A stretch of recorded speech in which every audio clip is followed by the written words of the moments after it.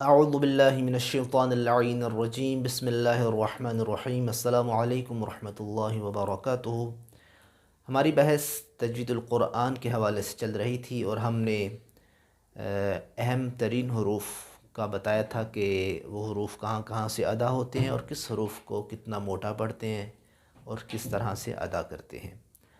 آج ہم انہی حروف کے بارے میں یہ جاننے کی کوشش کریں گے کہ کس حرف کو کس مقام پہ کس طریقے سے پڑھا جاتا ہے، موٹا پڑھا جاتا ہے، باریک پڑھا جاتا ہے، اس میں سیٹی کی آواز کہاں پیدا ہوگی، کس حرف میں آواز جاری رہے گی، کس حرف میں آواز رکے گی۔ تو ایسی چیزوں کو اور ایسی بحث کو صفات کہا جاتا ہے۔ صفات کی دو قسمیں ہیں۔ بعض صفات ایسی ہیں کہ جو ضروری ہے کہ آپ اس کو ان حروف میں اپلائی کریں اور اس پہ عمل کریں، نہیں تو نماز بھی باطل ہو سکتی ہے۔ وہ صفات لازمی ہیں اور اس کو آپ صفات متضاد بھی کہتے ہیں، یعنی ایسی صفات کہ جن کی اپوزٹ ضد پائی جاتی ہے۔ وہ صفات انشاءاللہ اس پہ بعد میں بات کریں گے، لیکن آج ہم صفات غیر متضادہ، ایسی صفات کہ جن کی ضد نہیں ہوتی، وہ 8 یا 10 صفات ہیں، لیکن ہم ان میں سے اہم ترین صفات کو پڑھیں گے۔ آج وہ صفت کہ جس کو ہم پڑھنے جا رہے ہیں، صفت قلقلہ۔ صفت قلقلہ 5 حروف میں پائی جاتی ہے۔ 5 حروف آپ کو اسکرین پہ دکھائی دے رہے ہیں۔ قطب جد، جن کا مجموعہ ہے قطب جد، قوف، طا، با، جیم، دال۔ یہ 5 حروف جہاں بھی آ جائیں تو اگر یہ ساکن ہوں گے تو ان پہ آواز بند ہونے کے بعد دوبارہ ظاہر ہوگی۔ مثال کے طور پہ حرف قوف ہے، قوف اگر ساکن ہو تو آپ کی آواز ظاہر ہوگی۔ فَأَقْبَرَ، اق، یہ قوف ساکن ہے، یہاں قلقلہ ہوگا۔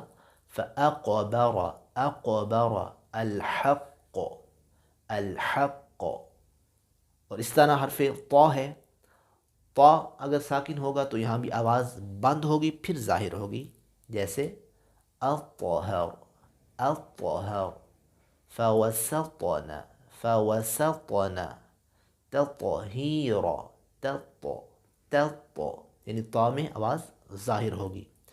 خیال رہے کہ یہ جو 2 حرف ہیں، حرف قوف، حرف طا، ان میں جو قلقلہ ہے وہ جب آپ کریں گے تو آواز پیش کی طرف مائل ہوگی، الحق، الط۔ جبکہ باقی جو 3 حروف ہیں، با، اس میں آواز پیش کی طرف مائل نہیں ہوگی، مثلا ابواب، ابواب۔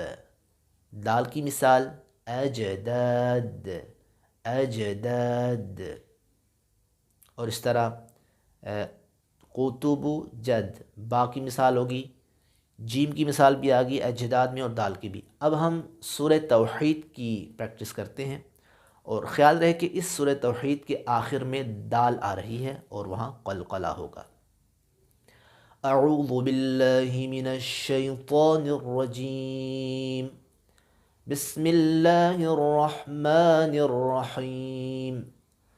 قل هو اللہ احد، اللہ الصمد، لم یلد ولم یولد ولم یکن له کفوا احد، احد۔ اب ہر آیت کے آخر میں دال آ رہا ہے، صمد، احد، یلد، یولد۔ ایک چیز بڑی اہم ہے، وہ اپنے ذہن میں رکھنی ہے، میں انتہائی مختصر بیان کرتا ہوں۔ اس قلقلے کی 2 قسمیں ہیں، قلقلہ صغریٰ، قلقلہ کبریٰ۔ جب یہ 5 حروف کلمے کے درمیان میں ساکن ہو جائیں تو چھوٹا قلقلہ ہوگا، جسے قلقلہ صغریٰ کہا جاتا ہے۔ اجداد، اجداد۔ اب جو جیم ہے یہ اجداد کے درمیان میں ساکن ہے، جبکہ ان 5 حروف میں سے اگر کوئی آخر میں حرف ساکن ہو جائے گا تو پھر قلقلہ کبریٰ، بڑا قلقلہ ہوگا، جیسا کہ مثال ہم نے آپ کے سامنے رکھی، اجداد، اجداد۔ امید کرتا ہوں کہ انشاءاللہ آپ ان حروف کی پریکٹس کریں گے اور اس کو دوسرے لوگوں تک، دوستوں تک بھی پہنچائیں گے۔ والسلام ورحمۃ اللہ وبرکاتہ۔